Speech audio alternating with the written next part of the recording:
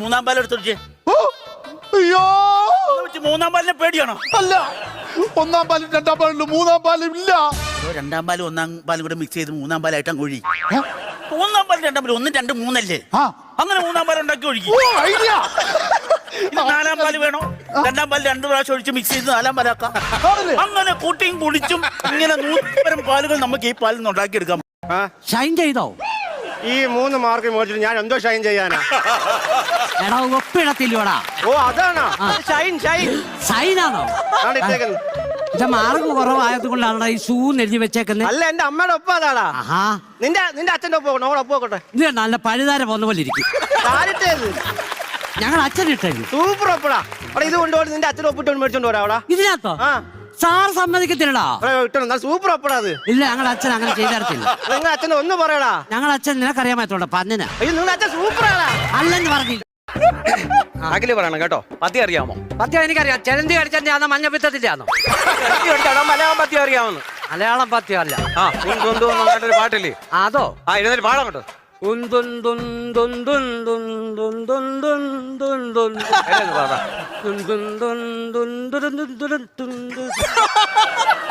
മുന്തി കഴിഞ്ഞോ? മുന്തി കഴിഞ്ഞെങ്കിൽ അവിടെ ഇരി. എന്തിനു പഠിക്കാൻ വരുവാടാ? എനിക്കറിയത്തില്ല. ഒരു കാര്യം ചെയ്യ്. അടുത്ത നമുക്ക് ഭൂമിശാസ്ത്രം. ഇത് നമുക്ക് ഗ്രാമർ പഠിക്കാം. കർത്താവ്, കർമ്മം, ക്രിയ. രാമുവിനെ പശു തൊഴിച്ചു. എന്താ പണിയാ കാണിച്ചത്? ഇതിനകത്ത് പറയുന്ന കേക്ക്. രാമുവിനെ പശു തൊഴിച്ചു. ഇതിനകത്ത് കർമ്മം എവിടെ? രാമുവിന്റെ വീട്ടുവളപ്പിൽ തന്നെ നടക്കും. പശു അല്ലയോ തൊഴിച്ചേ? കർമ്മം എന്ന് പറഞ്ഞാൽ ഇവിടെ തൊഴിച്ചു. ഓ, തൊഴിച്ചെന്നോ? എടാ പറഞ്ഞു മനസ്സിലായോ? ഈ തൊഴിക്ക് പറയുന്ന കർമ്മം എന്നാ. ഞങ്ങളുടെ വീട്ടിൽ മിക്ക ദിവസം ഈ കർമ്മം നടക്കാറുണ്ട്. അച്ഛൻ പണിയും കഴിഞ്ഞാൽ അങ്ങ് കർമ്മം ചെയ്യും, അമ്മയും കർമ്മം ചെയ്യും. കർമ്മത്തിന്റെ ബഹളം ഇവരോട്. ആഗസ്റ്റ് 15-നെ കുറിച്ച് ഒരു 2 വാക്ക് പറയടാ. ആഗസ്റ്റ് 15 മമ്മൂട്ടിയുടെ പടമാണ്.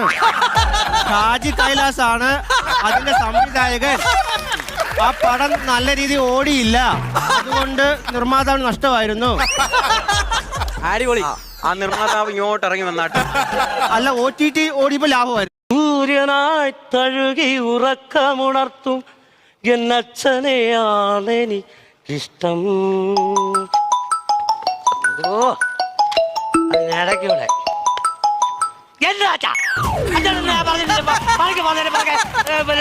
വിളിക്കരുതെന്ന് പറഞ്ഞിട്ടില്ലയോ? പിന്നെ എന്തിനാ വിളിക്കുന്നേ? മര്യാദക്ക് അവിടെ നിന്ന് ഞാൻ പറഞ്ഞേക്കാം കേട്ടോ. ഞാനൊന്നു കരയും അറിയാതെ ഉരുകുമൻ അച്ഛനെയാണെനിക്കിഷ്ടം. ആരാണ് ഇപ്പം വിളിച്ചേ? ഓ, അച്ഛൻ നല്ല സ്നേഹത്തില ഇല്ലയോ? പിന്നെ ഞങ്ങളെ കൂട്ടുകാരെ. വീട്ടിൽ മുട്ടയുണ്ടോ? നാടൻ മുട്ട? അയ്യോ സാറേ, അത് പറഞ്ഞപ്പോഴാ എനിക്ക് പഞ്ചായത്തിന് 10 കോഴിയെ കിട്ടി. 10 മുട്ട ഇടുന്നില്ല. ബ്ലോക്കാണ്. ഇനി ബ്ലോക്ക് ആണ്. ആ കോഴിയുടെ അകത്ത് വേറെ എന്തെങ്കിലും അസുഖമാണെന്ന് അറിയത്തില്ല. മുട്ട വെളിയിലോട്ട് വരുന്നില്ല.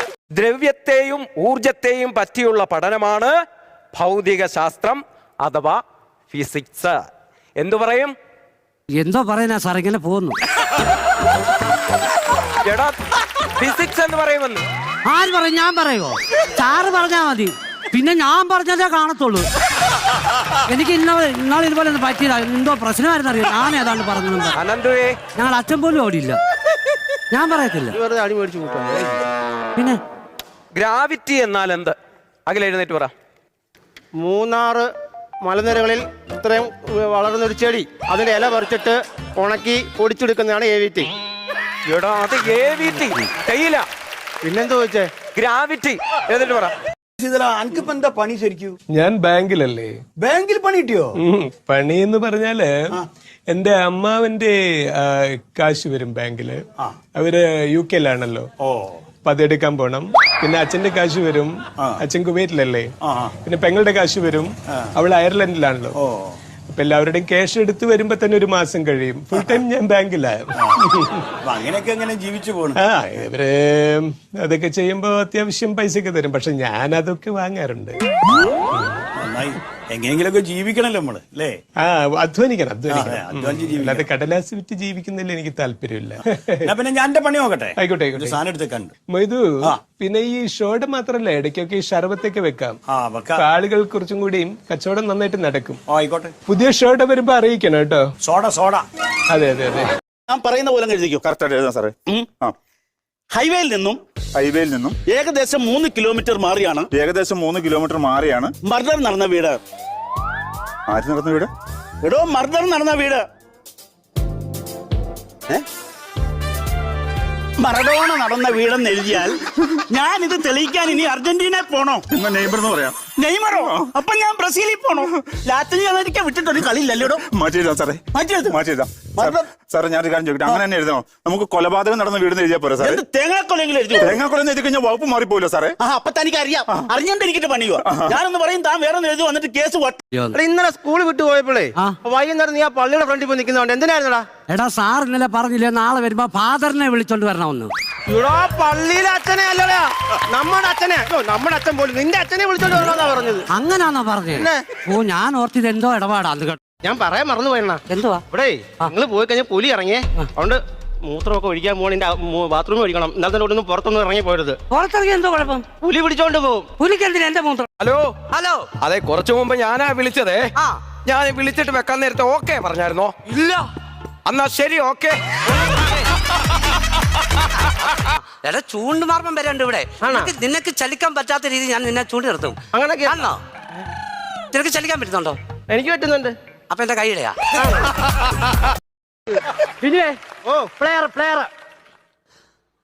ദൈവമേ കൈക്കൊള്ളാൻ കാക്കുമാരാകണം, പാപമായ എന്നെ നീ കാക്കുമാരാകണം. മതിയുള്ള മതി.